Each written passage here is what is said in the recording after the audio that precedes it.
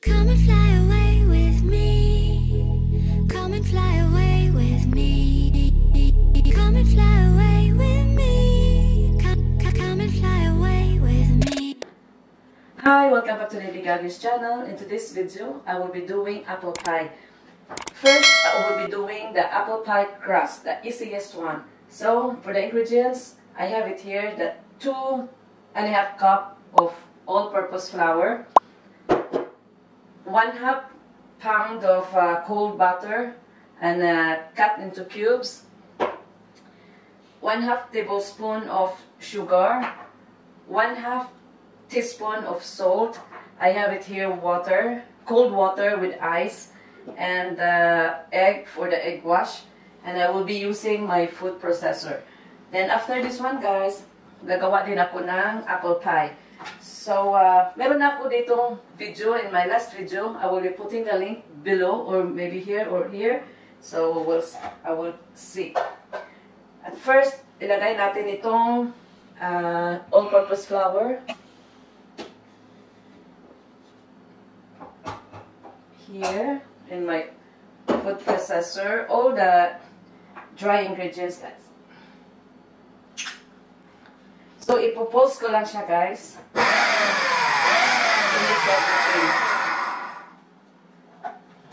And then I will put the butter.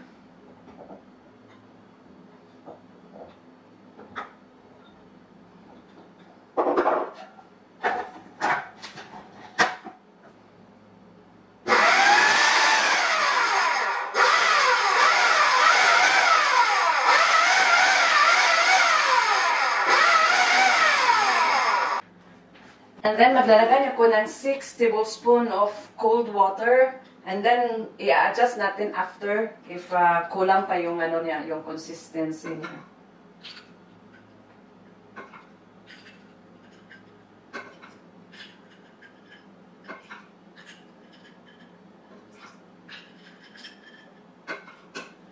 Okay, so 6 tablespoon guys, or 7 tablespoon. So, I put 6 tablespoon for now.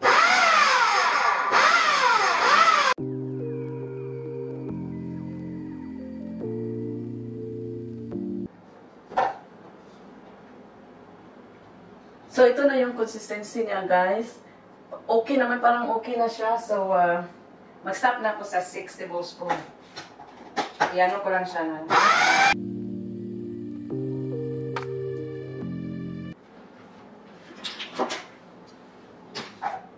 So, hanggang ganito na siya, guys. O, yung, ano niya, yung consistency niya. Paras na siyang, nagsistick na siya. So, I will put it here in the table. So, ito na siya guys. Ilalagay ko na siya dito. I've already washed my hands guys. Don't worry.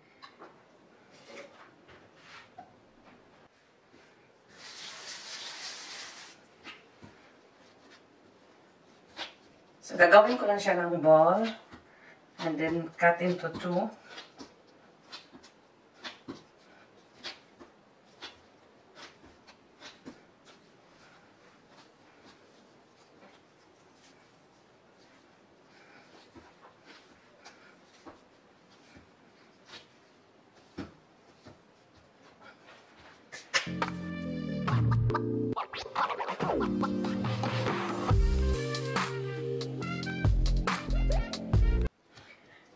So, ipa-flatten ko lang siya guys, and then i-chill natin siya for 1 hour or maybe less.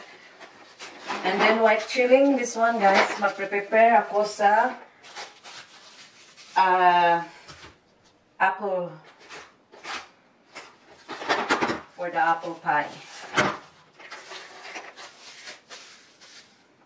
So, ito na siya guys, may dalawa na akong dough crust. So, ilalagay ko na siya sa ref and then mag-prepare ako sa apple. So, I will be doing now the apple pie filling. For the ingredients, I have it here, 1 cup of granulated sugar, 1/2 cup of butter, 1/4 cup of water. I have it 1.5 tablespoons of cinnamon, 3 tablespoons of all-purpose flour, and the egg for the egg wash. And I'm using 3 apples, guys, because isa lang yung gagawin kong apple pie. And I'm using any sort of apple. And this one is, I don't know, Honeycrisp, the 3. So, ang gagawin natin, guys, is gagawa tayo ng caramel.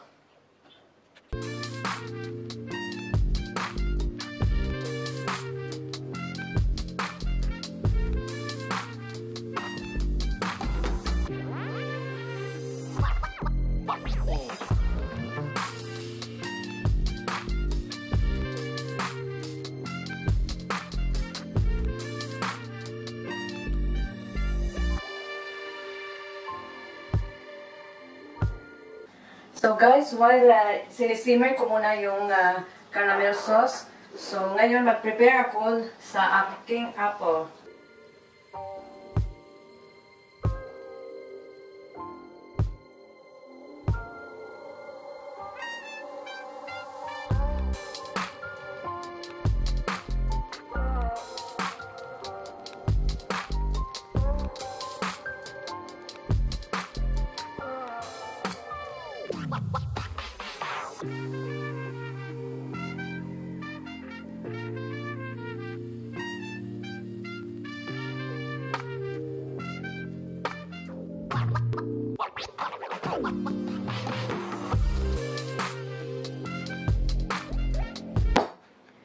So guys, dalawang apple lang nilalagay ko kasi malalaki yung apple, parang marami na yata ito. So, yung caramel natin is ready na din. So, ito na siya guys. Ilalagay ko na ito caramel. Ganito yung ano natin guys. So, ilalagay ko na siya.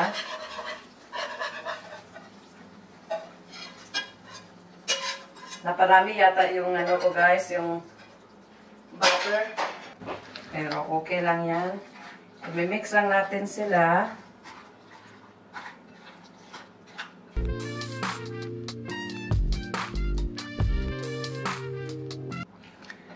Gumawa na din ako ng video nito guys. Step by step talaga. So you better watch it. I will put the link down below. And yeah. So, ito na siya guys. Ipa-cool down natin muna before ako gagawa nung dough. So, ikikip ko mo lang muna dito. Balikan ko kayo.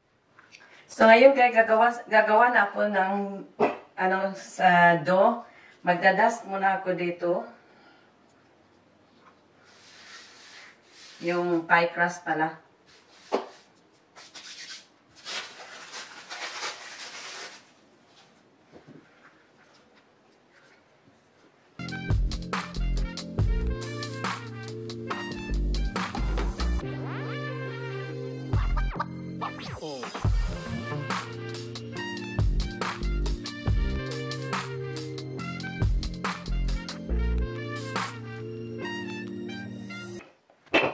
So, ito ang gagamitin natin na pan, guys. Oven-proof siya. So, ilalagay ko siya dito. Oh, that's good.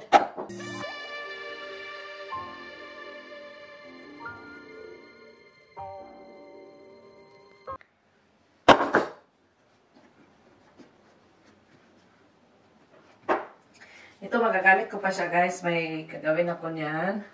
So, we will put now, may liquid siya. Ayan, no, muna itong liquid siguro.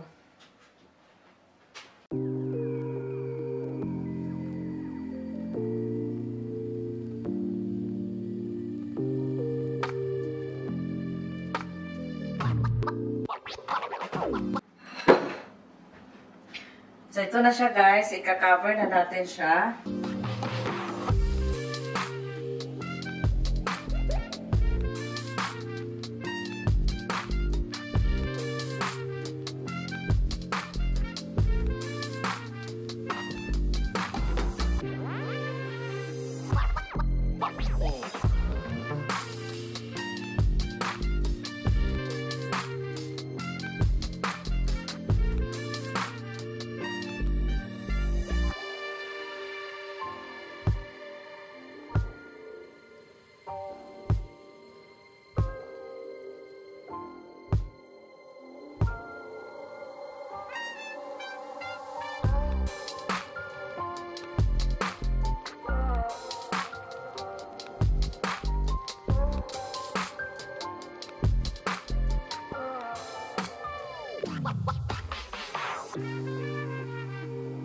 So, ito na siya guys. And then, lalagyan ko na lang siya ng egg wash. So, gagawa tayo ng egg wash.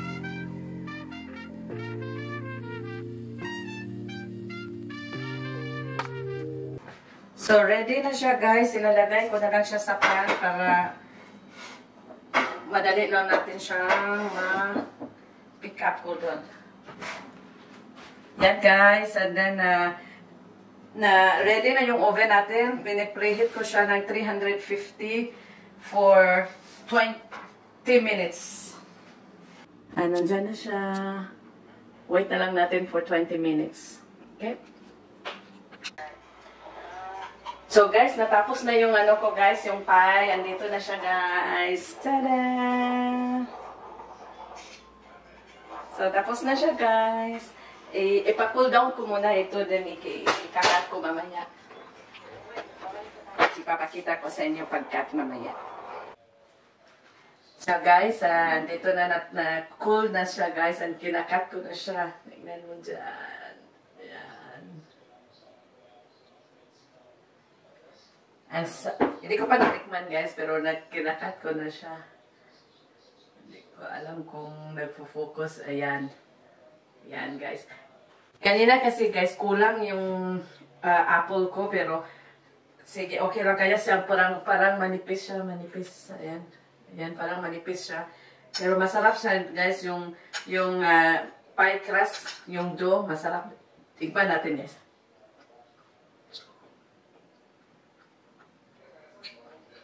Sarap guys. Sobrang sarap. Kasi parang caramelize ko muna yung sugar, tapos nilagay ko sa apple, tapos yun, ginawa kong fillings. So, ang sarap talaga guys. So, i-end ko na yung video ko dito guys, and then, don't forget to subscribe, like, and share, and comment below, and see you in my next vlog. Thank you for watching guys. Bye!